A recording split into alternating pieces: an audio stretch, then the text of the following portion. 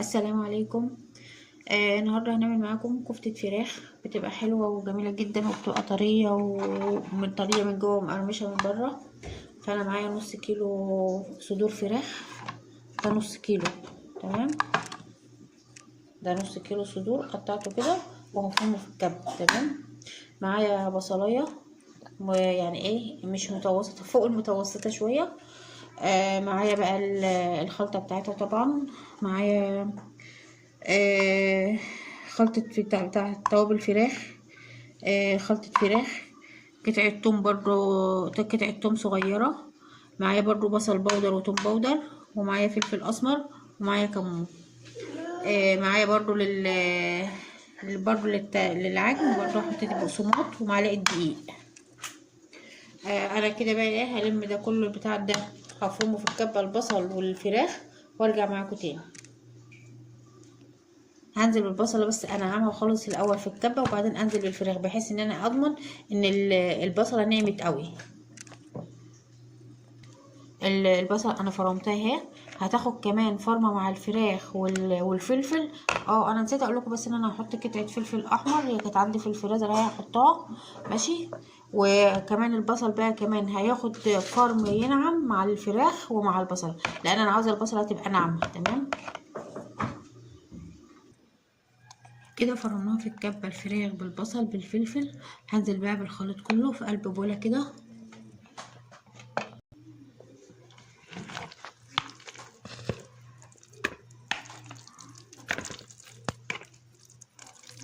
نص كيلو فراخ هيعمل لك كمية حلوة.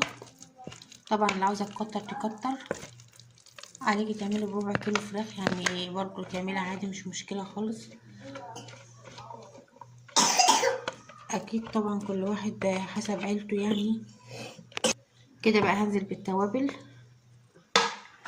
آه هنزل بقى كلها زي ما انا قلت. معايا خلطة فراخ، خلطة الفراخ دي انا كنت جايباها من واي اللي جايباها كنت قايله لكم عليها قبل كده. هنزل بشوية كمون، هنزل بشوية فلفل اسمر، هنزل بخلطة فراخ، هنزل بالثوم البودر والبصل بودر. حابة بقى ان انتي هنزل بقى بالملح. عاوزة حابة ان انتي تحطي قطعة توم حطي، مش حابة خلاص مش مشكلة، لان احنا معانا في الخليط نفسه توم بودر وبصل بودر.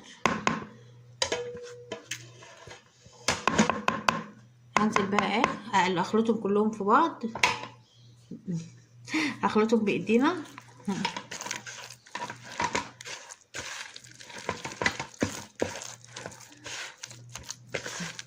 هحط معلقه بقسماط وهشوف لو انا احتجت معلقه هحط شويه. لا انا حطيت نص كيس بقسماط يعني حوالي 3 معالق بقسماط عمق و3 معالق كبار ومعلقه دقيق صغيره. هشوف لو احتجت بقسماط تاني وما بعد ما اعجن هحط، بس دول 3 معالق بقسماط كبار ودي معلقه دقيق. لو احتجت بقسماط في ايديا في العجينه وانا بعجنها هقول لكم هحط ولا مش هحط.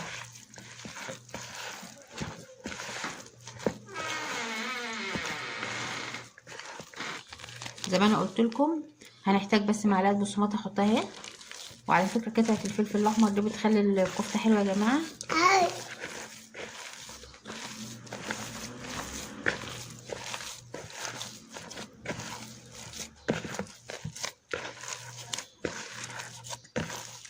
على فكره هي بتشد، ما عدتش بقى تحطي كفايه كده. وبعدين احنا لسه هنغلفها كمان بخلطه بخلطه فراخ مقرمشه كمان.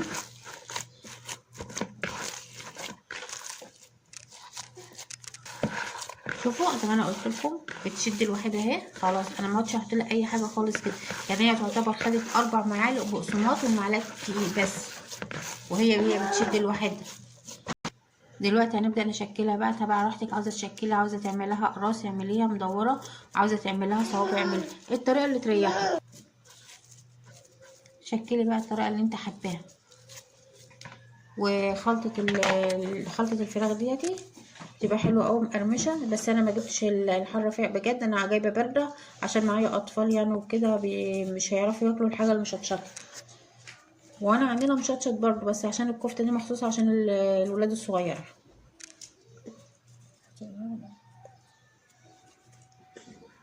وزي ما قلت لك بقى طريقه التصبيع زي ما انت براحتك، التشكيل براحتك انت خالص، زي ما انا قلت لك بقى براحتك انت. كده هتعمليها كده في اللي فيها كده واحده بوحدتها على طول، وبحط بقى على الطبق هنا بقى والصينيه زي ما انت عايزه. انا كده كورتها كده كلها بقى كور كور كده، ونصبع براحتنا، ايه رايكم يعني؟ وكمان حطيت البقسماط على الصينيه بتاع الغلاف ده اللي انا بغلف فيه. نعمل كده بقى على طول اهو.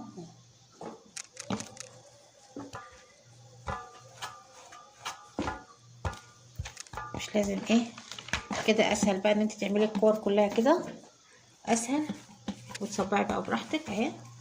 وبالنسبه كمان لما اكون واحده بتصور لوحدها تبقى سهله عليها خالص، الفرم على التشكيل على الصينيه اهي.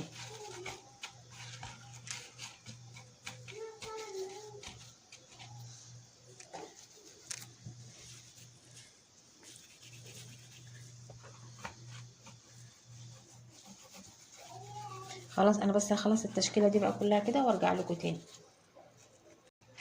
كده خلصت اهي. انا هحطها كده في التلاجة تمام، حوالي بقى ساعة زي ما انت عايزة، ساعة ساعتين براحتك. عاوزة بس اهم حاجة حطها في التلاجة حوالي بس ايه قبل ما تحمريها حوالي ربع ساعة، تشدي معاكي شوية كمان. هي اساسا كده شدة وحلوة خالص اهي، مش يعني ممكن تسقطها في الزيت على طول هتبقى تطلع معاكي كويسة. بس انا هحطها بس ايه علشان انا كده بعمل اكل وكده، على بس اخلص حاجة في ايدي وبعدين اعملها. عاوزة حابة تحطيها بقى تفرزيها تحطها في اطباق وبس اهم حاجه بين كل طبقه وطبقه كيس مش مشكله، هتطلعها وقت ما تعوزيها. لكن انا دي كده كده هعملها دلوقتي، وبعدين تشوفوا النص كيلو بصراحه عمل لي كميه حلوه اهي. يعني بصراحه نص كيلو فراخ عمل كميه. وبعدين دي الولاد بيحبوها اصلا عن الفراخ، يعني احنا الولاد تلاقيهم بياخدوا الاكل كده بتاع الفراخ ومش بياكلوه، فبنحب بقى ان احنا نعمل لهم كده بقى عشان ايه برضو لازم ياكلوا وجبه، يعني ايه فراخ ياكلوا لحمه لازم ياكلوا كل حاجه. فعملناها كده. فطيب انا دلوقتي هحطها في التلاجة لما اخلص اللي ورايا والطبيخ اللي انا بعمله، وبعدين لما اجي احمرها هحمر معاكم. كده الكفته بتاعتي طلعتها من التلاجة اهيت. هنزل بقى، جيت انا برضو حطيت طاسه فيها زيت، هنزل بقى كده ان انا احمرها على نار هاديه برضو، ان انا ما عادش هسويها، انا مش هحطها في اي حاجه، انا هطلع من الزيت وهناكلها على طول تمام. فانا عاوزه النار هاديه عشان ايه، بحيث ان هي كده كده مفرومه بس هي مش هتاخد وقت، بس عشان ما تستحرقش مني بسرعه من غير ما تستوي.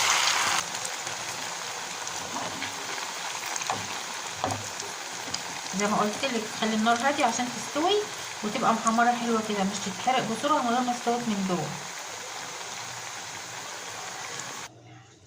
ادي الكفته بتاعتنا بتاع الفراخ يا جماعه، والله جميله جدا.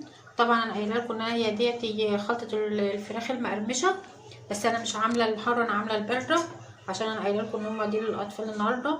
وطبعا هتقدمي جنبها مكرونه، المكرونه اللي انت حباها تقدميها طبعا. فيا رب كده الفيديو بتاعنا يعجبكم وطريقتنا في كفته الفراخ تعجبكم كده ان شاء الله، ونشوفكم في فيديو جديد ان شاء الله يا رب كده على خير. واوعي تنسي بقى لايك واشتراك ودعوة حلوة كده من قلبكم طبعا. في الايام دي كلها محتاجين الدعاء لبعض، وربنا يسترها معانا ان شاء الله. فيلا اشوفكم بقى ان شاء الله في فيديو جديد.